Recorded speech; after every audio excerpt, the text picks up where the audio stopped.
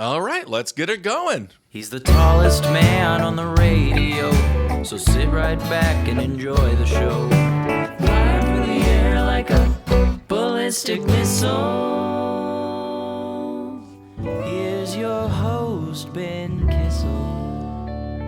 Hey, what's up, everyone? Welcome to OK Bud Politics. That's right, Kyle Ploof and Ben Kissel. We are back at it for all of your enjoyment as we continue to watch the world do what the world always has done. Turns and burns. Turns and burns. Thank you all so much for joining us on this journey. We are excited to bring you 2 political shows every single week. As always, you can email okbudpod@gmail.com. Let us know your thoughts. Also, if you want to watch live on Patreon and contribute to the show, patreon.com/diebud. That is where you will be able to find it. So thank you all so much who are watching now, and thanks for the people who are serving or have served in the military on this fine Memorial Day.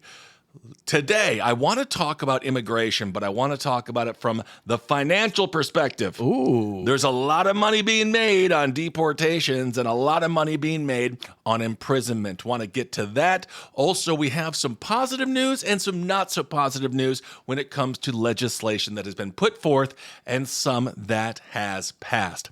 The first thing I want to talk about it because it involves media, the world that I traverse, and a lot of hyperbolic rhetoric when it comes to NPR and PBS. This was one of the reasons that I wanted to start doing the political show again. Blanket statement, all we do on this show is fight for the middle class, fight for the people who are working hard to make a living in this country, who constantly have the rug pulled out from underneath them, who are doing everything right, only to be turned away as if they've done something wrong. For those struggling out there, this is the richest country on earth, and we should be treating everyone much, much better, and everyone deserves a better path to that sweet, sweet money pie. When it comes to networks like PBS, they are crucial in educating the youth. Now, there has been a lot of people saying, they're going to kill Elmo, they're killing Big Bird. And yes, I do believe the federal government should continue to fund PBS. Out of all the ways that our government wastes our money, I don't believe this is one of them. However, they have now said that they do not want to. The bright side of this is the federal government only finances about 15% of PBS. Yeah. So they're saying, we're going under. They're not going to go under. Yeah. Yes, it would be nice to have that money, but Big Bird's staying there. Elmo is staying there. And they're already propped up by viewers like you. And they're propped up from viewers like us. Again, I don't believe the government should be cutting their funding, but just a little bit of perspective. It doesn't mean that PBS is going away. Yeah. Kyle is a baby daddy, and Caden, 1 year old, he is in love with PBS, and his programming is staying there. Yes. That being said, I'm sure that there will be people laid off. And again, those are the people that we're fighting for. And I'm sure that there will be some budget cuts along the way because the federal government did subsidize, again, 15% of PBS. This is crazy because actually I'm thinking off the top of my head right now, Sesame Street just announced that they're moving to Netflix. So they're going to a for-profit machine because of this, which isn't that bad. Everybody has Netflix. Everybody has. Well, I don't, but I should. I could, but I don't. I'll give you my password. Thank you so much. I'm all apped out. Yeah. Feel like I'm at a Chili's. Too full of apps. So that is the perspective that I think people have sort of lost, where it's like, yes, indeed, they should be funding PBS, but PBS will not be going out of business. And as Kyle said, corporations will be, I guess, charging people now as PBS goes over to Netflix.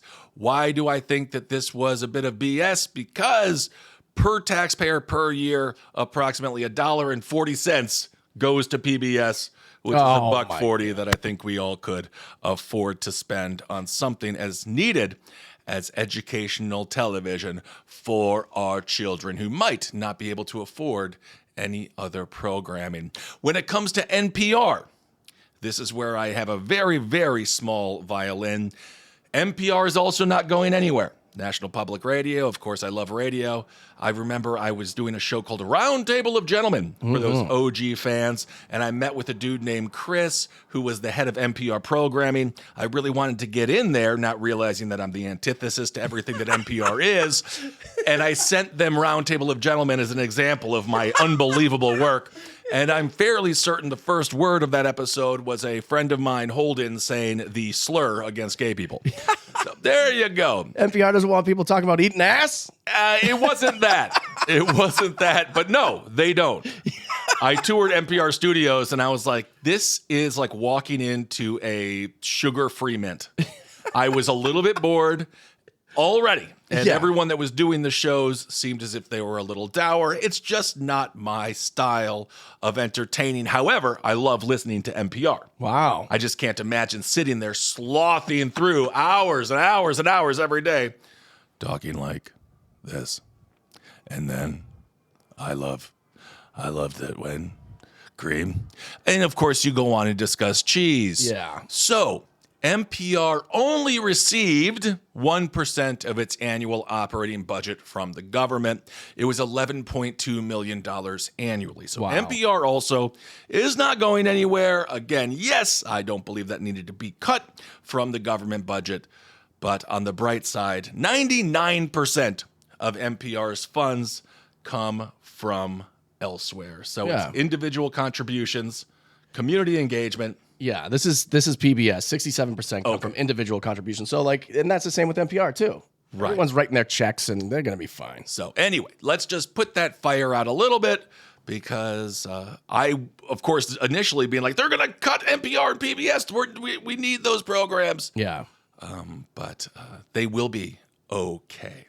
Let's talk about some programs that I absolutely love that I think need to be kept. However, they will not be. This is an area that is near and dear to my heart, as of course I grew up taking care of foster kids, grew up taking care of kids who might not have the most amount of economic means. A lot of them come from immigrant parents or parents who are incarcerated. Kids got to eat, and the fact that we have a hunger crisis, mostly a nutrition crisis in this country, is an indictment on us all. I'm going to attack the GOP in this case because they are wrong, and everyone that knows me knows I will attack both sides equally as I see fit based upon their actions. A House GOP-backed proposal would cut billions of dollars in federal dollars from SNAP. SNAP stands for Supplemental Nutrition Assistance Program. This is the nation's largest food assistance program. Oh, snap. Oh, snap indeed. To me, this is why so many people can't vote Republican. And if the Republican Party would understand that they are now officially being looked at by lower income, middle class Americans who feel completely disillusioned with the Democratic Party, they would realize this is actually a political loser because on its face, it makes them look like absolute economic terrorists. Yeah. So the proposal included in House Republicans' recently passed package would enact President Trump's tax priorities when it comes to spending cuts. Now, SNAP, of course, there's different types of SNAP. Each state sort of delegates what you can purchase with SNAP. But again, the major point of it is to give food to those in need. Well, I think that's the most important part is to be able to stop people. Well, it's like you can't buy alcohol and soda. You can't buy alcohol, although I do believe that you can buy soda. There was just a state that banned people from being able to buy soda. Yeah, which that's fine. If we're, as taxpayers, giving out the money to people who are, need food and stuff, making people healthier is not necessarily a bad thing. It goes through, well, of course, that's why we have a sick care system. Yeah. I mean, our health care would be so much better in this country. It starts at the corner deli and it ends in the morgue. And that's very unfortunate for all those people that have lived in an urban setting like Brooklyn or even here in North Hollywood to some degree. There are places that you go that just don't have access to any fresh food whatsoever. So when you mention soda and things of that nature, it's not like the other option is coconut juice. That's all that they have for options in many of these places. And of course, food deserts, when it comes to nutrition deserts, are one of the worst things in this country. And that's being propagated by big food and by individuals who have no concern over the health of our population whatsoever. They just want that profit per 99-cent bag of Lay's chips. According to Senate Committee Chair John Boozman. Hey. Let's go, Booz. There we go. Not really. Republican out of Arkansas. He says when it comes to cutting the SNAP benefits, he says that's something that I've heard from some members voice concern about. So we'll need to address that regarding people who are struggling. Well, Boozman said Senate Republicans aren't drawing a red line around the plan just yet. Members want to look specifically at how those particular policies will affect their individual states. Some of that we know and some of that we don't. The House bill calls for federal share of the cost of SNAP to go from 100% over the next fiscal years to 94% starting fiscal year 2028. So it would be a 5% cut from the federal government, putting the burden mostly on the states to cover 95% of it. And as we've seen, when it comes to states, specifically southern states, specifically states that have the population that need to use SNAP the most, they don't exactly have a lot of money coming into their coffers. And the money that does go in ends up flowing out some weird-ass door, going to some weird-ass person's company. Brett Favre's door. Brett Favre. Don't bring Favre into it. Mississippi. No, you shut up. Brett Favre is the only person that's allowed to take government funds and allocate them inappropriately to build a gym for his volleyball team. And it's women's volleyball. And Ted DiBiase's on trial right now, and he's about to go to jail for the longest time for the biggest financial corruption scheme in Mississippi history. Ted DiBiase? Jr. What? Yes. Are you talking about the WWE star? Yes. Wait, what? He's about to he's like facing 60 years in prison. Ted DiBiase Jr. He was in the middle with this whole Brett Favre thing. It all got entangled under the same, federal probe. They found that this was the biggest misuse of welfare funds in Mississippi history. Well, Brett Favre didn't do anything. We have to think of it. See, this is where politics and this is. Hey, everyone. I got a face. Yeah, I got enough of a face to have a little bit of another face. I'm not two-faced. I'm like 90% and 10% faced, and that 10% face says Brett Favre can do whatever he wants. So, when it comes to SNAP, however, that is something that I do not believe the federal government should cut at all across the board, because, as we've alluded to, it plays into the larger picture of healthcare. And of course, when it comes to education, one of the biggest reasons why children are failing, there's so many reasons, but one of the biggest reasons is hunger, which is so strange. People wouldn't think about that when it comes to why children aren't passing tests. You'd say, well, they must be real dumb. Have you ever tried to do anything on an empty tummy? Yeah. You can't do it. Unlike the Snickers commercials, it doesn't make it doesn't make you turn into Danny DeVito. It makes you fail your SATs or ACTs or whatever the hell test you're taking. Yeah. And it has a negative effect on your life. So food is really as it is as a micro, the cornerstone of all of our lives.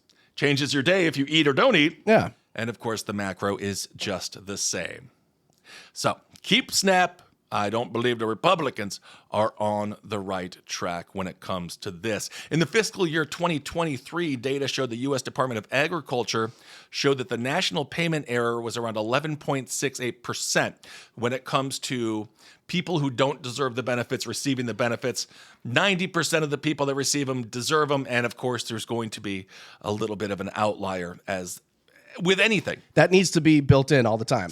Of course. That's the one thing about schools that piss me off is that if poor kids aren't paying, they run up a tab and then they're like, now you can't have lunch. That should be built in. Well, now, of course, lunch is Papa John's because Papa's in the house. Yeah. Have you seen that? McDonald's sponsors, not sponsors, you got to buy the shit. You buy fast food at lunches now. Yes. When I graduated high school, I was the last graduating class from the old shitty high school. The new one had a planetarium. It had a Papa Gino's and a McDonald's. And I'm like, what the fuck is going on? I missed all that shit. And they want kids not to smoke weed in high school. Yeah, for real. You got to go to lunch. You got to get baked. Well, it would keep me there. Because I was a big school skipper. I would just leave and get drunk. Yeah, that's very true. So the Congressional Budget Office, a.k.a. the CBO, CBO, It estimated that SNAP from the years 2028 to 2034, the spending will be 128 billion. However, right now, it's around 230 billion. Bill. Of course, Donald Trump, and the way that Donald Trump can only do, says this is going to be a big, beautiful bill. But it's not going to be big and beautiful for those who are not going to have anything to eat as they once did because of their SNAP card. And obviously, if you want to look from the perspective of corruption and all of those things, I get it.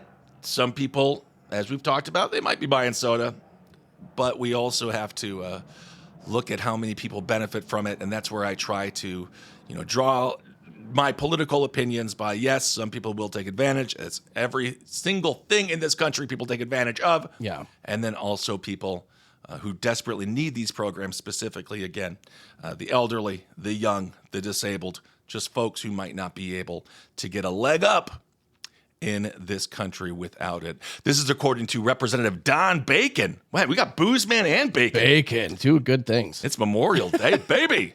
We just got to get Tom Weedman in here, and I'd be happy, as I am currently half a marijuana plant.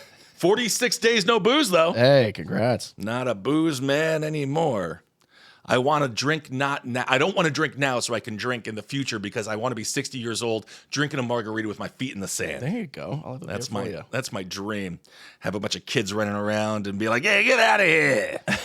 Get off my sand." I just want a bunch of kids that like kids, and then I want to yell at them to get away from me all the time. Yeah. Isn't that the goal of being a father? Get out of here. Especially your own kids. Get out. Get away from me. Leave Dad alone. Exactly. Don Bacon, he's a Democrat out of Nebraska. He's a moderate.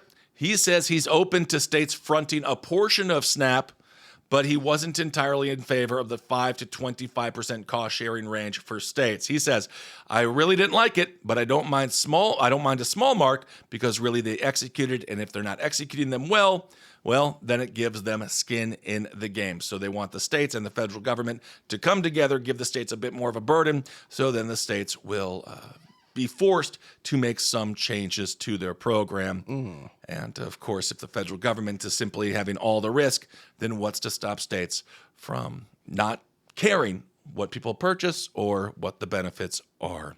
So let's talk about something that is good. And this is not getting enough press whatsoever. This is extremely positive. Ooh. And I've heard people try to say it's negative because it's going to cost the federal government like $1 billion. I don't give a fuck. No tax on tips. This is good. And this is why one of the things that Donald Trump said during his campaign that resonated with the American people. Kamala Harris was out there talking about how she wants to tax capital gains, angering a lot of people who are very wealthy, who have money in the market. Capital gains, for those that don't know, you put $1 million in the market. The gains that you make on that million. So let's say you make $100,000 a year off that $1 million. They want to tax that $100,000, even though that's not earnings that you have collected yet. Yeah, they're unrealized gains, so you haven't cashed them out yet. And technically, it's double taxation. So I am against a capital gains tax. Yeah. I am for no tax on tips. This was a massive pledge, and I agree with this law being passed. The Senate this week voted to unanimously approve this idea. This is coming from PBS News, which is, again, still a reputable news network. It says, what's in the no tax on tips provision? It would create a new tax deduction eliminating federal income taxes on tips for people working in jobs that traditionally receive tips. So waiters, bartenders, strippers, baby, let's go. I think that's why Trump is doing this, because if Stormy Daniels had enough money, he wouldn't have had to pay her off. I think Stormy has enough money. Judging by what I've invested in the stripper markets. Yeah, Love me a good lady of the night and early morning. Around noon, it becomes a problem. But hey, you know what? We've all been there. So as long as they traditionally earn around earn less than $160,000 a year. So after $160,000 a year, the no tax on tips is now gone away. Okay, which again, I don't think there should be any tax on tips, regardless of how much you're making. And in this strange world that we're living now, every single interaction involves a tip. Yeah. Which I don't need. Like, pay your fucking workers. Starbucks. I'm not talking about the mommies and the poppies restaurants out there who, that's a whole nother thing that they have to go through their ledgers and figure out what they can afford. But Starbucks can pay their freaking employees, so I don't have to tip them. Yeah. But anyway, so if you make under $160K in tips, you will be able to have that money tax-free. Only tips reported to the employer and noted on workers' W-2, they will end. That will be on their end-of-year tax summary. They would qualify. Payroll taxes, which pay for Social Security and Medicare, will still be collected along with state and local taxes. So you're still being taxed out the ass. Yeah, of course. But the one thing that you get to take home is the money that you earned because of your hard work. And as we know, in a tipping culture, so many people, they tip on the service, which I get. Yeah. I'm like one of these people who over tips no matter what. Yeah, you have to. I was in a taxi once with my friend Micah Fox, who is a fantastic comedian. Oh, she's great. And just absolutely hilarious. And literally this taxi driver did not know how to drive.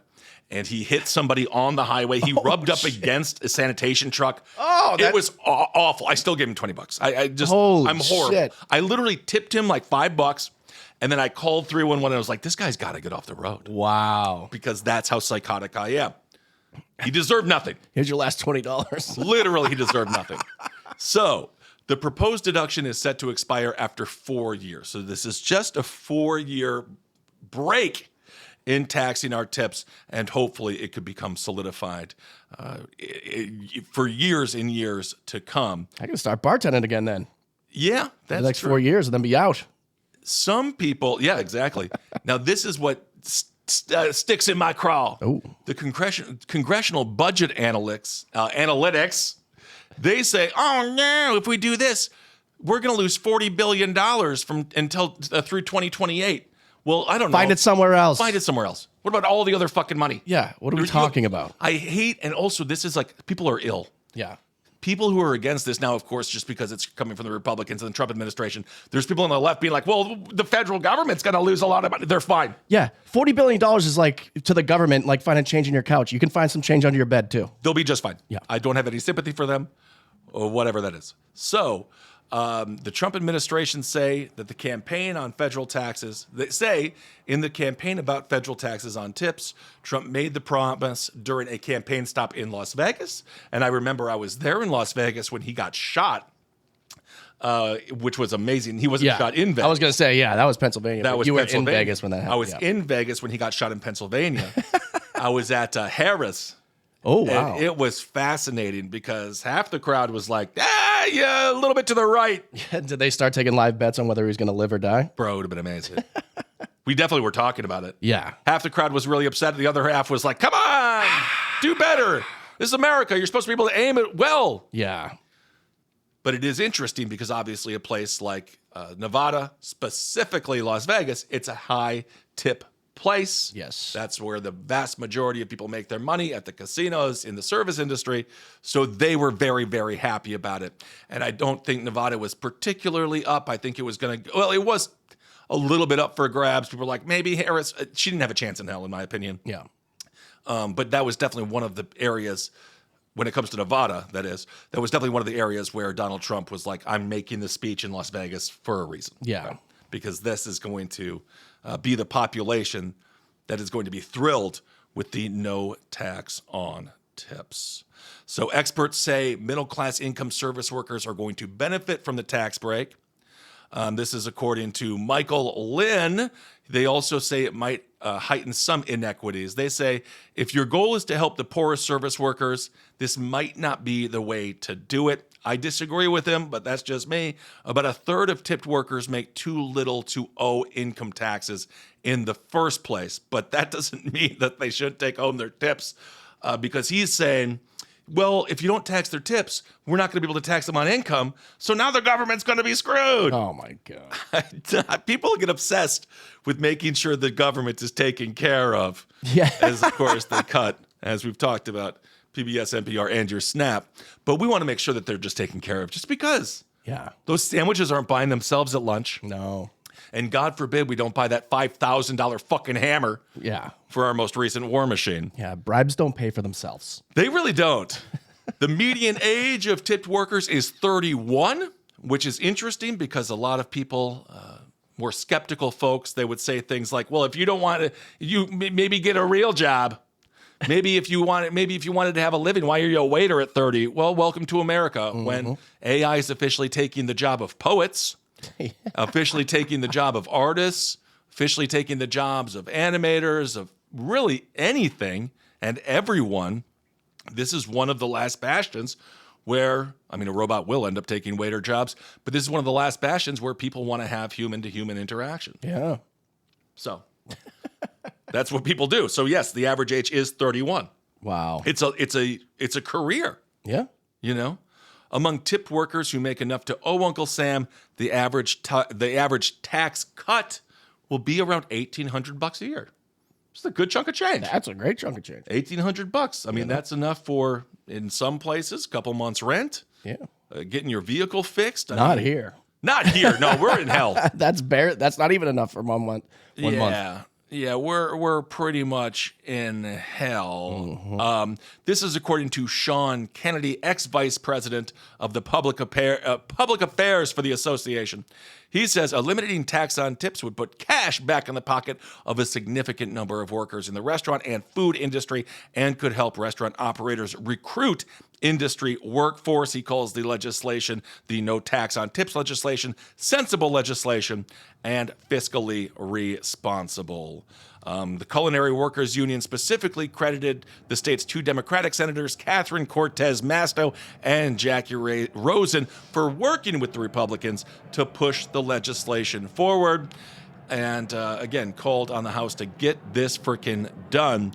This union, the Culinary Workers Union, represents 60,000 casino and hotel workers, including bartenders, food servers, and cocktail servers, who rely on tips. So this is one of the areas where I don't give a shit what political side you're on. Come together and make it so, as they say in Star Trek, make it so that you do not have to pay tax on tips because, again, your income still will be taxed. They will be getting their money. I promise you. There's income tax, property tax. Everything is going back. Everything is going back. Everything's going back. Yes. Doesn't matter. I know. It's absolutely nuts. All right. Well, let's move on when it comes to immigration. We talk about immigration oftentimes in the national conversation about safety. And of course, we do want to keep our streets safe. And if someone breaks the law, they need to be arrested. The question is, when it comes to detainment and when it comes to deportation, what is right, what is moral, and what is this country all about? I would like to say when it comes to Barack Obama and the Biden administration, both of them are basically on par with what the Trump administration is doing right now. The difference with the Trump administration and Obama and Biden is he is sending them to prisons. Oh. For example, in El Salvador. Yeah. And that's where you get a lot of frickin' money.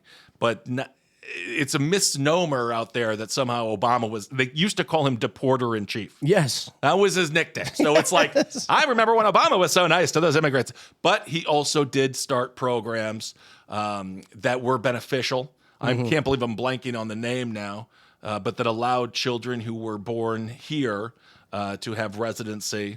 Yeah. The Dreamers Act. And so there were some good things. Trump would call them anchor babies. Yes, Trump would call anchor babies, which some might find offensive. So there is differences, but when it comes to deportations, this is nothing new for the United States, specifically at the federal level. So the Trump administration, it is moving quickly to expand the nation's capacity for detaining immigrants. Now, why do you want to do that? Well, there's a lot of money to be had. The administration has largely turned to for-profit institutions. Obviously, you got Core Civic, Geo Group. These are the entities that profit off of human suffering, human tears and blood. Yeah. Truly awful human beings and scumbags. It's insane because, like, Comic-Con, there's, like, all these conventions where, like, all these people show up for, obviously pop culture and media people. There are conventions that are, like, corrections conventions where people are advertising their services for profit detention. It's sick, bro. It's crazy. It literally emphasis on con. Yeah. There was one police con where they were selling T-shirts that said, "If you raise him, we cage him." So they're having fun. Oh my God! You cage my child, I'll kill you. Wait, what? Anyway, so U.S. Immigration and Customs Enforcement announced it will reopen Delaney Hall. Oh, Delaney. Yeah, it sounds like it's a place where you go with your flappers. Yeah. And you drink your margaritas and have a nice time with Pamela. At the sock hop. It's a private prison. Oh, shit. Yeah, it's in Newark, New Jersey. The detention facility is owned by a private company. That is the aforementioned GO Group. It has the capacity to hold 1,000 people. It just received a 15-year contract worth $1 billion. Wow, that's low. I thought it was going to be much more. Well, it's crazy. That's just one, keep in mind. Right. For 1,000 people, that's actually a ton. Private prison operator CoreCivic also announced it will reopen the South Texas Family Residential Center. Family Residential Center. Oh, so it's a nice place to take all the kids. Yeah. And you know where it is? Does it have a pool? It might. Yeah, for drowning. That's where they put waterboarding. Yeah, the kids that can't work. Oh, God. It's in a funny place. It's in Dilley, Texas. Oh, silly dilly. Silly Dilley, Texas. Did you have a family? Come with us. The family detention site can house 2,400 ICE detainees. House, you say? House, yes. 2,400 ICE detainees, including children. The new contract will run until at least 2030. Oh, my God. That is owned by, again, CoreCivic. GO Group and CoreCivic are opening dozens of facilities across at least 8 states, including places with long histories of abuse. But while some communities and states are concerned about oversight and pushing back, others just see an economic opportunity. Wow. Yes. Many people are actually happy about this. President Donald Trump isn't the first, again, to rely on private contractors. Tens of thousands were held in private facilities under, again, Obama and Biden.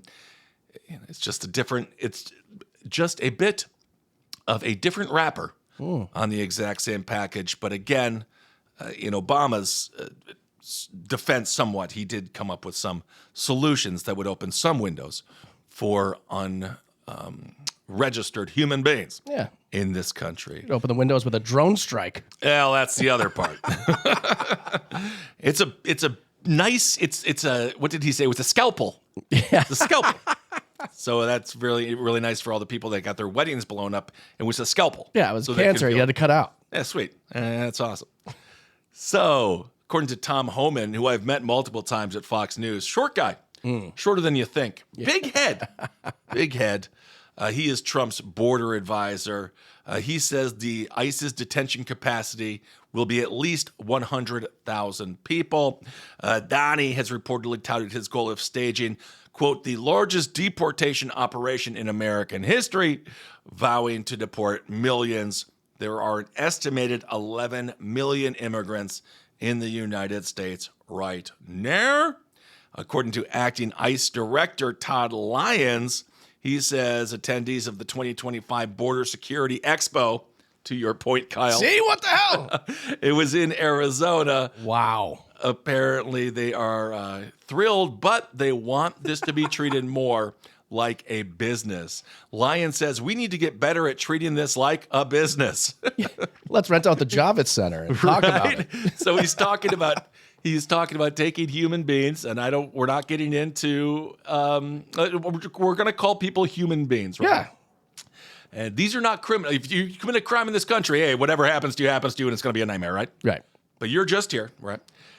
And he's talking about them in the same way that Amazon would talk about packages. This is literally a quote from Lyons. Again, this is the acting ICE Director, Todd Lyons. He says, we need to get better at treating this like a business, like Amazon Prime. Oh, my God. But with human beings. He literally says that? That's what he says, bro. This is the thing. Christ. It's absolutely insane.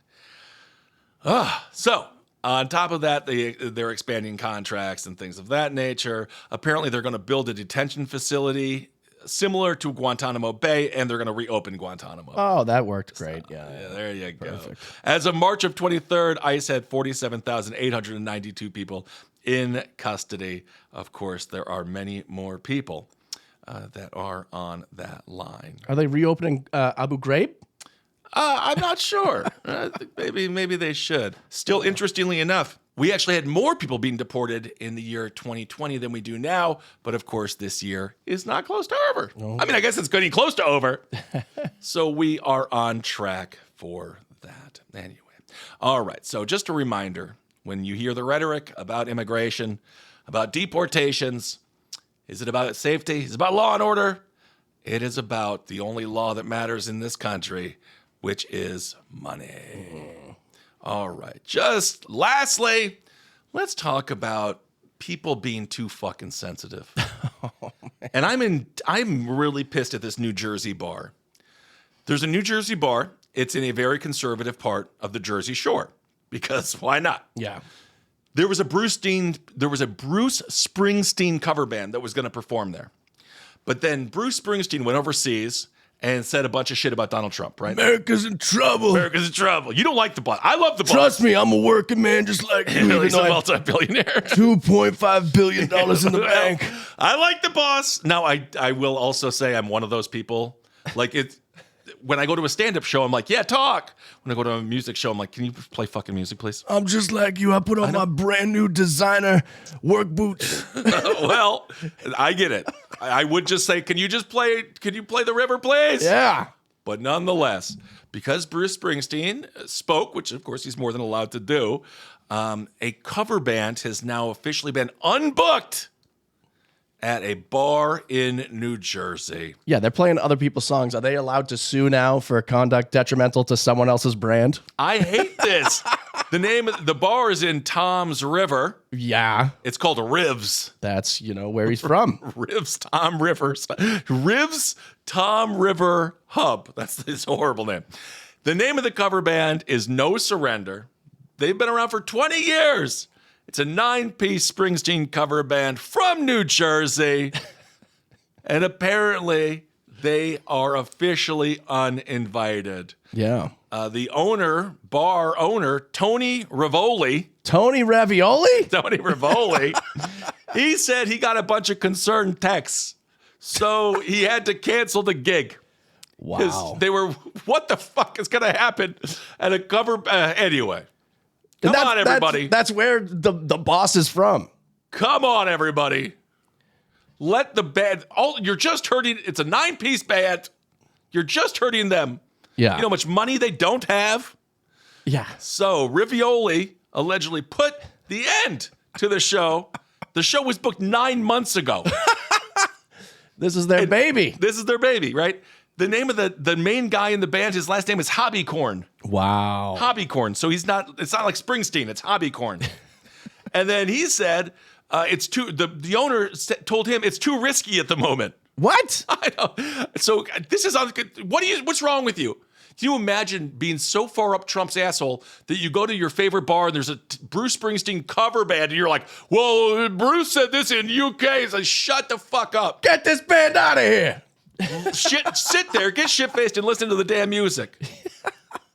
So Rivoli, this is what he wrote. He says, unfortunately, it's just too much money to do the Springsteen tribute for that money, and my social media team would have promoted it. We would have done well, but now because Bruce can't keep his mouth shut, we're screwed.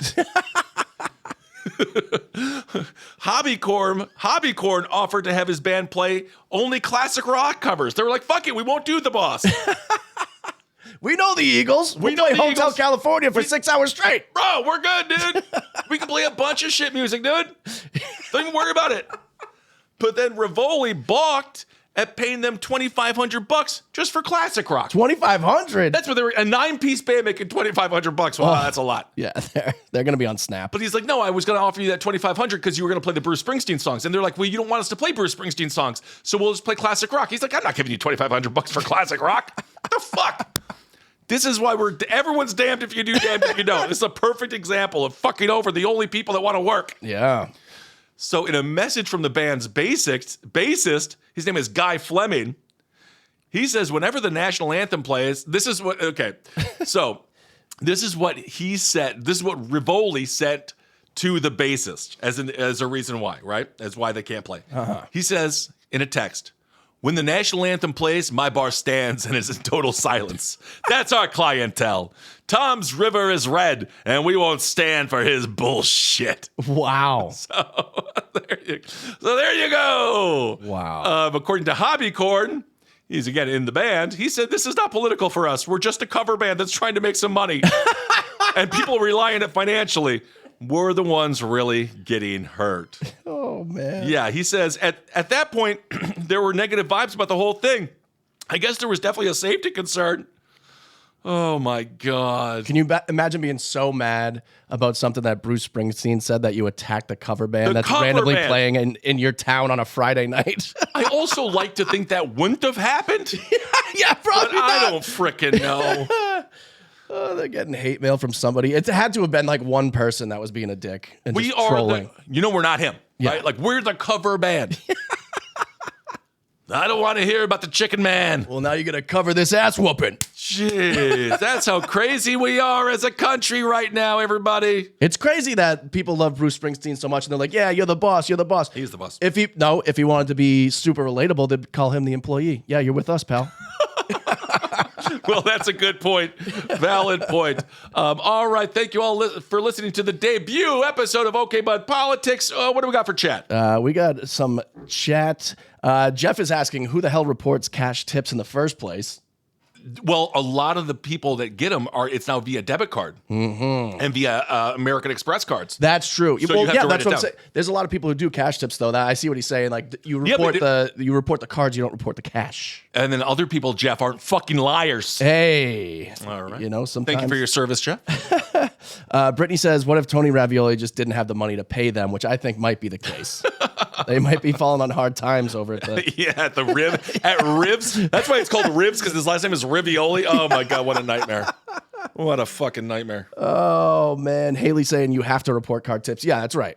You do, of course. so you do. cash, yeah, Yes, yeah. of course you do. And also, it's not right to break the law because, I mean, why do we even want people to be like, well, why aren't you just breaking the law? Yeah. Because again, people have lives and they don't want to end up in a detention center. Anything else? Pano is saying, can Bruce hire them as his F Street band? I love that. I love that. All right, everyone. Thank you so much for supporting the shows. Again, okbudpod@gmail.com. Let us know your thoughts. If you want to talk about the political show, just put political in there, and then we can read that in the subject for this show and keep on supporting traditional OK Bud. And of course, Death and Entertainment. It's just Kyle and I right now. And probably for the foreseeable future, because no one wants to hang out with us at all, which is fine. And we have a bunch of great topics ahead. Some bloody stories, too, coming out. John Holmes and the Wonderland Murders coming Oh, tomorrow. Never go any place that sounds good. Yeah. It's not Wonderland. Wonderland. Where you get your head cut off. Well, and also, yeah, that's where you get your butthole looked at as well. Just like the Family Detention Center, the Family Fun Center. Yeah, it's the Family Fun Center. All right, everyone, hail yourself. Have a great Memorial Day. Talk to you soon. Bye.